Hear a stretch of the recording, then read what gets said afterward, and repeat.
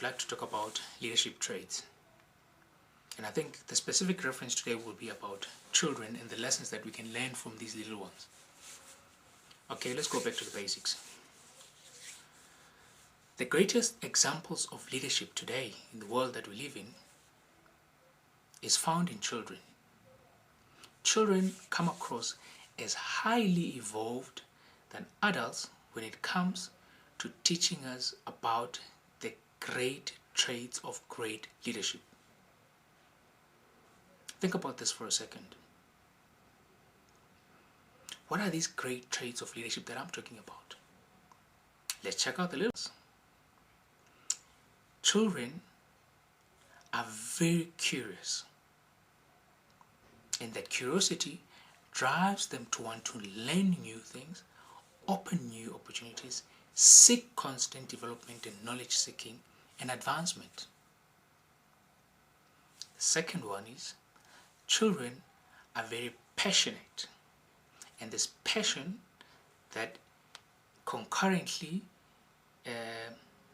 has evolved alongside with love leads children to embrace change, unlike adults.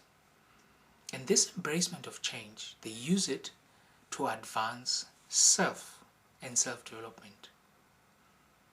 Thirdly, and most importantly, children have an ability, an exceptional ability to connect with fellow human beings, build relationships, and upon those relationships, that's where great inspiration and influence comes across. Let's make an example.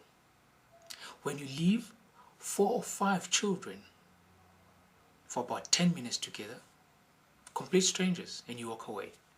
When you come back, you hear your daughter or son saying, "Mommy or Daddy, I would like you to meet my friend Tom or Susie." That's how children come across as highly evolved. Within a matter of time, they connect and build bridging boxes. Unlike when you put adults together, could be for an hour, when you come back, everybody will be either looking at his iPad or BlackBerry, not connecting, not communicating, or building bridges. Therefore, children still come across as highly evolved than we as adults. The question is, what would the young child that you once were think about the adult that you have become today? Ask yourself that question.